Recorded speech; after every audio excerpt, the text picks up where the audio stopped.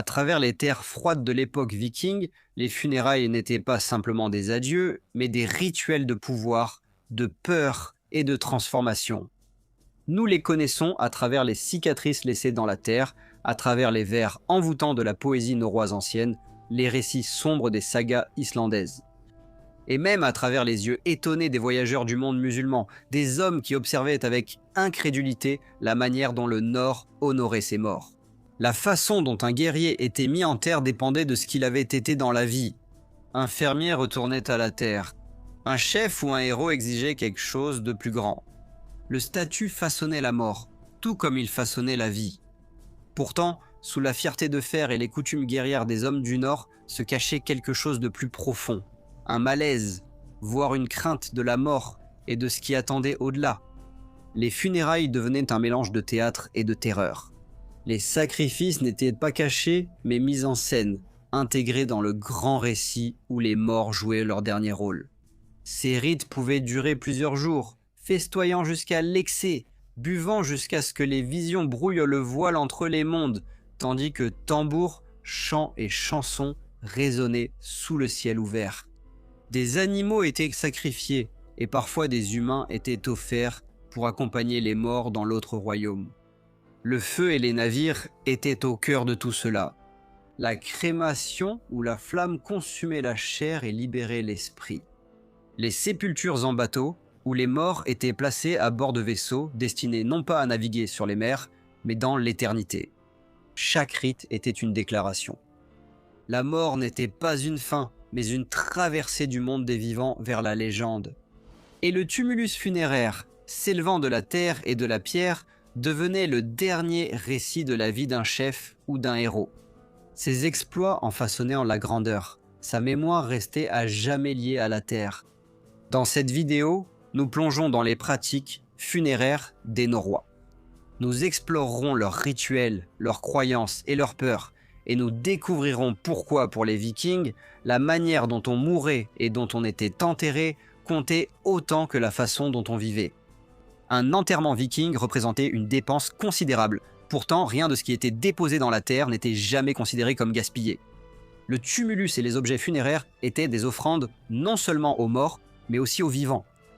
Chaque tertre se dressait comme une déclaration permanente de puissance, un rappel que la lignée perdurait. Enterrer ses morts dans la pierre et la terre, c'était graver son statut dans le paysage lui-même. Pour les clans nordiques les plus puissants, les lieux de sépulture devenaient des monuments de domination. À Borg, dans le Vestfold en Norvège, les tumulus funéraires sont liés à la légendaire dynastie des Inglings, une lignée royale qui prétendait descendre du dieu Freyr. Certains de ces tumulus contiennent des navires de pierre, des vaisseaux silencieux forgés à partir de dalles et de pierres dressées. Cette coutume ancienne que l'on retrouve à travers la Scandinavie, le nord de l'Allemagne et les pays baltes façonnait les tombes et les sites de crémation en forme de bateaux, préparant les morts pour un dernier voyage au-delà du monde des hommes. Au Danemark se dresse Jelling, le plus grand mémorial royal de l'époque viking. Il a été érigé par Harald à la dent bleue en mémoire de ses parents, Gorm le Vieux et Tura. Des deux tumulus massifs, un seul contenait une chambre funéraire, mais avec l'église et les pierres de Jelling. Ici, la tradition païenne et le christianisme primitif se sont affrontés, unis par un respect commun pour le rituel et l'héritage. Les sagas racontent des histoires encore plus sombres. Dans les chroniques des rois nordiques, on raconte que les récoltes prospéraient sous le règne de Halfdan le Noir plus que sous n'importe quel roi avant lui. À sa mort, son corps fut divisé en 4 parties, chacune enterrée sous un tertre différent, afin que la prospérité continue dans chaque région qu'il avait gouvernée. Le flûteur Japok ajoute que des blots, des sacrifices rituels d'animaux, étaient accomplis sur ces tertres, liant la fertilité, la royauté et la mort en un seul acte sacré. Même des siècles plus tard, des échos de ces croyances subsistaient. Nourriture et bière étaient déposées sur les tertres funéraires, offrandes pour les morts jamais vraiment partis. S'asseoir sur le tertre d'un souverain défunt revenait à revendiquer son pouvoir, une affirmation audacieuse du droit de régner, comme le décrit la saga d'Olaf. Le tertre funéraire était bien plus qu'une tombe, c'était un autel, un trône, une frontière et un souvenir. Un axe durable entre les vivants, les morts et les dieux, est l'un des symboles les plus puissants de la culture nordique. Une sépulture en bateau était autant une tombe qu'un vaisseau de passage. Les morts étaient déposés dans des bateaux ou des navires, entourés de leurs possessions, de leurs armes, de leurs richesses, de tout ce qui était nécessaire pour le voyage au-delà de la vie. Parfois, le navire lui-même devenait la tombe, enseveli entièrement sous la terre et la pierre. À d'autres moments, il était incendié sur la terre ferme, le feu emportant à la fois le corps et le navire dans la fumée et la légende. Pour les Nordiques, le navire était sacré. C'était le moyen par lequel ils traversaient les mers de leur vivant, et ainsi ils les porteraient en toute sécurité vers l'au-delà. Dans le mythe comme dans le rituel, le bateau symbolisait la transition, le passage d'un monde à l'autre. Parmi les plus grandes de ces sépultures figure le navire de Gokstad, découvert dans le Vestfold en Norvège en 1880. Caché pendant des siècles sous un monticule de terre, il a été mis au jour lorsque l'archéologue Nikolai Nikolaisen est intervenu dans ce qui avait commencé comme une fouille illégale sur une terre agricole. En quelques jours, les courbes sombres du bois ancien sont apparues, révélant l'une des découvertes vikings les plus extraordinaires jamais faites. Le navire lui-même était immense, mesurant plus de 23 mètres de long, près de 5,50 mètres de large, équipé d'un mât, gréé pour une grande voile, et autrefois bordé de boucliers noirs et jaunes le long de ses flancs. En son centre se trouvait une chambre funéraire placée sous le mât. Là, un puissant chef avait été inhumé, entouré d'objets destinés non pas à la survie, mais au confort. Des objets choisis pour offrir repos et plaisir sur la longue route au-delà de la mort. Des animaux l'accompagnaient dans la tombe, chevaux, chiens, épons, sacrifiés pour le servir dans l'autre monde. Le bois du navire, coupé vers l'an 890, témoigne d'un vaisseau encore en état de naviguer au moment de l'inhumation, assez grand pour transporter un équipage de 30 ou 40 hommes. Ce n'était pas une embarcation symbolique, c'était un navire prêt à voguer pour l'éternité. Les sagas se souviennent aussi de telles inhumations. Avant que Harald à la belle chevelure n'unifie la Norvège sous une seule couronne, il fit la guerre au roi du pays. Dans la Heimskringla, Snorri Sturluson raconte l'histoire du roi Erlog qui refusa de se soumettre. Plutôt que de s'agenouiller, Erlog ordonna que son tumulus soit rempli de trésors et se fit enfermer à l'intérieur avec 11 hommes fidèles, choisissant la mort sous terre plutôt que la vie et l'obéissance. On pense que le tumulus se trouve à l'écart dans le Trøndelag. Des sépultures en bateau ont été découvertes bien au-delà de la Scandinavie, à travers la Norvège et le Danemark, ainsi que dans tout le Royaume-Uni. Des îles Orcades au nord de l'Écosse jusqu'à l'île de Man, leur présence marque l'influence d'une culture guerrière animée par l'expansion, la conquête et la foi. Même Sutton Hoo, bien qu'antérieure à l'époque viking, présente la forme incontestable d'une sépulture en bateau. Anglo-saxon plutôt que nordique, il reflète néanmoins un monde partagé, avec des dieux communs, des traditions entremêlées et un profond respect pour la mort, considéré comme un voyage plutôt qu'une fin. Au Xe siècle, un témoin venu d'un monde lointain a consigné ce qu'il a vu. Un voyageur arabe musulman a décrit des funérailles sur les rives de la Volga, l'enterrement d'un chef appartenant à un peuple qu'il appelait Roussia. Ce qu'il a observé l'a choqué et fasciné à parts égales. Les chercheurs modernes pensent que ces gens étaient les Russes scandinaves, des commerçants et guerriers nordiques qui parcouraient les grandes routes fluviales reliant la mer Baltique à la mer Noire. Le récit d'Ibn, écrit avec le regard d'un étranger, décrit des rituels au caractère indéniablement nordique. Au cœur de cette cérémonie se trouvait une inhumation dans un navire, un rite profondément ancré dans les traditions du monde nord-germanique. Ce n'était pas un hasard. Les fondateurs des Russes étaient des Varegs, des Vikings venus de Suède qui ont créé de nouveaux royaumes à l'est. Des personnages tels que Riurik et Oleg le prophète ont traversé des rivières comme leurs ancêtres avaient traversé les mers, conquérant des terres et établissant leur domination loin de leur patrie. Avec eux, ils emportaient non seulement des épées et de l'argent, mais aussi leurs dieux, leurs croyances et leurs rites funéraires. Le récit d'Ibn se distingue. Il est rare, vivant et inestimable, un véritable témoignage de première main qui nous offre un aperçu fugace des rites funéraires d'une époque lointaine et violente. J'ai entendu dire qu'à la mort de leur chef, ils faisaient beaucoup de choses, dont la dernière était la crémation, et j'étais curieux d'en apprendre davantage. Finalement, on m'a parlé de la mort de l'un de leurs hommes les plus remarquables. Ils l'ont placé dans une tombe et ont mis un toit dessus pendant 10 jours, le temps de couper et de coudre des vêtements pour lui. Si le défunt est un homme pauvre, ils fabriquent un petit bateau dans lequel ils le déposent avant d'y mettre le feu. S'il est riche, il rassemble ses biens et les divise en 3 parts. Une pour sa famille, une autre pour payer ses vêtements et une 3e pour préparer une boisson enivrante qu'ils boivent jusqu'au jour où son esclave, une femme, se donnera la mort et sera brûlée avec son maître. Ils boiront de la bière jour et nuit. Parfois, l'un d'eux meurt la coupe à la main. Quand l'homme dont j'ai parlé est mort, on a demandé à ses esclaves, de jeunes filles, qui mourra avec lui. L'une d'elles a répondu « moi ». Elle fut alors confiée à 2 jeunes femmes qui veillaient sur elle et l'accompagnaient partout, au point qu'elles lui lavaient parfois les pieds de leurs propres mains. Des vêtements étaient confectionnés pour le défunt et tout le reste était préparé selon ses besoins. Pendant ce temps, l'esclave boit chaque jour et chante, se livrant au plaisir. Lorsque le jour arriva où l'homme devait être incinéré et la jeune fille avec lui, je me rendis à la rivière où se trouvait son navire. Je vis qu'ils avaient tiré le navire sur la rive et qu'ils avaient dressé 4 poteaux en bouleau et en d'autres bois, et qu'autour du navire, ils avaient construit une structure en bois ressemblant à une grande tente de navire. Ensuite, ils ont tiré le navire jusqu'à ce qu'il soit sur cette construction en bois. Ensuite, ils ont commencé à aller et venir, et à prononcer des paroles que je ne comprenais pas, tandis que l'homme était toujours dans sa tombe et n'avait pas encore été sorti. Le 10e jour, après avoir tiré le navire sur la berge, ils l'ont surveillé.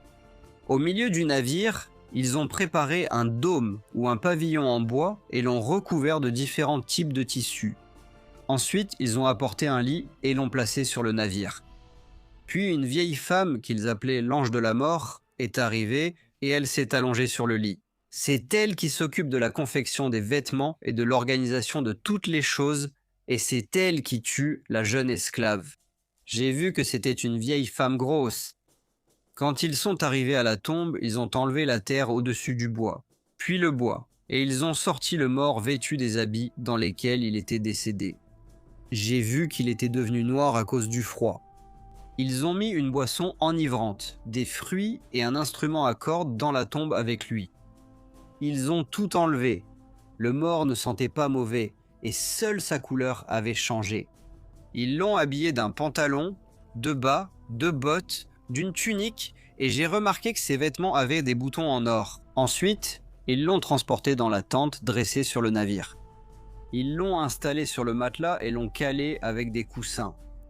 Ils ont apporté des boissons enivrantes, des fruits et des plantes parfumées qu'ils ont placées près de lui, puis du pain, de la viande et des oignons qu'ils ont placés devant lui. Ensuite, ils ont amené un chien qu'ils ont coupé en 2 et mis dans le navire. Ils ont ensuite apporté ses armes et les ont placées à ses côtés. Ensuite, ils ont pris 2 chevaux, les ont fait courir jusqu'à ce qu'ils transpirent, puis les ont découpés en morceaux avec une épée et les ont mis dans le navire. Ensuite, ils ont tué un coq et une poule et les ont jetés à l'intérieur. L'esclave fille qui souhaitait être tuée est allée ici et là dans les tentes de ces hommes, et chaque maître de tente a eu des rapports sexuels avec elle. Et elle disait « Dis à ton Seigneur que j'ai fait cela par amour pour lui ». Vendredi après-midi, ils ont conduit l'esclave fille vers une chose qu'ils avaient fabriquée et qui ressemblait à un cadre de porte. Elle posa ses pieds sur les paumes des hommes et ils la soulevèrent pour qu'elle puisse regarder par-dessus ce cadre. Elle prononça quelques mots et ils la reposèrent au sol. Une seconde fois, ils la soulevèrent et elle fit de nouveau ce qu'elle avait fait. Puis, ils la reposèrent. Ils la soulevèrent, une troisième fois, et elle fit comme elle l'avait fait les 2 fois précédentes. Puis ils lui amenèrent une poule. Elle coupa la tête qu'elle jeta, puis ils prirent la poule et la mirent dans le navire. J'ai demandé à l'interprète ce qu'elle avait fait. Il a répondu, la première fois qu'ils l'ont soulevée, elle a dit « Voici, je vois mon père et ma mère ». La deuxième fois, elle a dit « Je vois tous les membres décédés de ma famille assis ». La troisième fois, elle a dit « Je vois mon maître assis au paradis, et le paradis est beau et verdoyant. Il est accompagné d'hommes et de jeunes serviteurs. Il m'appelle, emmène-moi vers lui. » Alors, ils l'ont emmenée au navire. Elle a enlevé les 2 bracelets qu'elle portait et les a donnés tous les 2 à la vieille femme appelée l'ange de la mort, qui devait la tuer. Elle a ensuite enlevé les 2 bagues qu'elle portait au doigt et les a données aux 2 filles qui l'avaient servie et qui étaient les filles de la femme appelée l'ange de la mort. Ensuite, ils l'ont hissée sur le navire, mais ils ne l'ont pas fait entrer dans le pavillon. Après cela, le groupe d'hommes qui avaient eu des rapports avec la jeune esclave formait avec leurs mains une sorte de chemin pavé, sur lequel la jeune fille, posant ses pieds sur leurs paumes, montait à bord du navire. Les hommes sont venus avec des boucliers et des bâtons. On lui a donné une coupe de boisson enivrante. Elle a chanté en la prenant et a bu.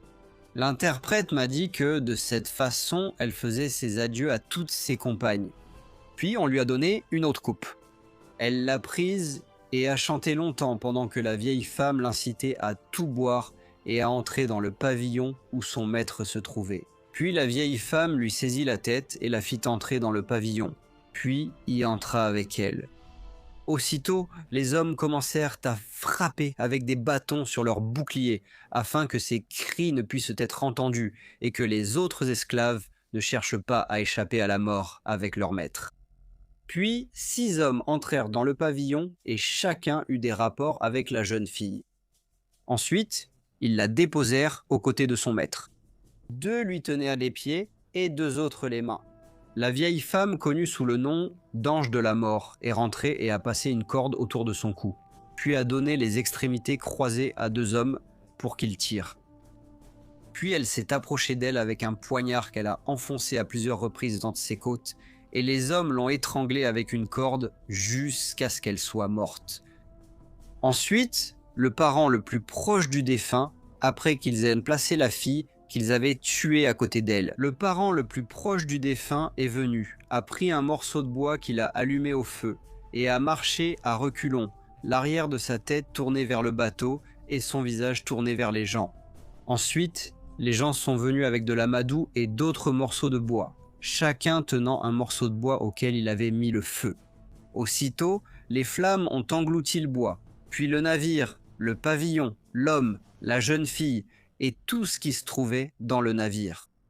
Un vent puissant et effrayant s'est mis à souffler, rendant les flammes encore plus féroces et intenses. L'un des Russes était à mes côtés et je l'ai entendu parler à l'interprète qui était présent. J'ai demandé à l'interprète ce qu'il avait dit. Il a répondu, il a dit « Vous les Arabes, vous êtes des imbéciles ». Pourquoi, je lui ai demandé.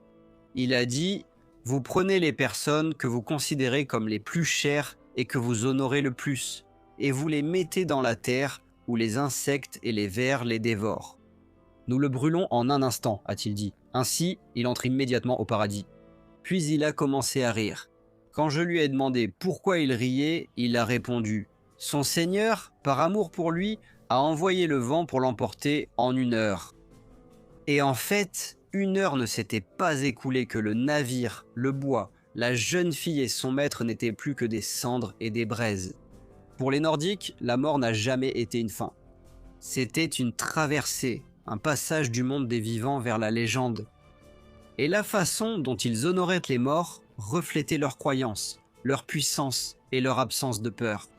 Des tumulus funéraires imposant des rois et des chefs, monuments qui proclamaient l'ascendance et le statut à travers le pays, jusqu'aux vastes sépultures en navire où les chefs étaient déposés dans des embarcations de bois, entourés de leurs armes, de leurs trésors et même de leurs fidèles serviteurs et animaux qui les accompagneraient. Les morts étaient préparés pour un voyage aussi grandiose que la vie elle-même.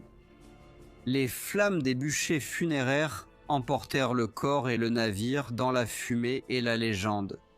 Pendant ce temps, à travers la Scandinavie, les Russes le long de la Volga accomplissaient leurs propres rituels d'une précision terrifiante, comme l'a rapporté le voyageur arabe.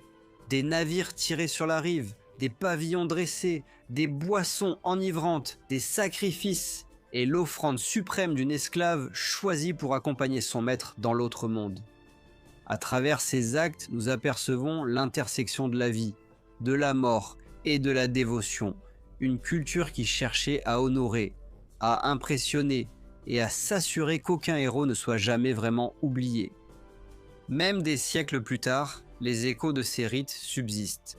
Les tertres, les navires, les sagas et les récits de voyageurs lointains nous le rappellent. Pour les Nordiques, la mort était un moment de puissance, une déclaration aux dieux et aux vivants, et une promesse que ceux qui avaient été grands de leur vivant resteraient immortels dans les mémoires. Je voudrais adresser un immense merci à tous mes membres. Votre contribution est précieuse pour la continuité de la chaîne et je vous apprécie tous énormément. Un remerciement spécial à John Sykes et Stéphanie Hasson. J'espère que vous avez tous apprécié la vidéo. Si c'est le cas, n'oubliez pas de liker, de vous abonner et de partager. Et je vous retrouve très bientôt pour un autre épisode de History Profiles.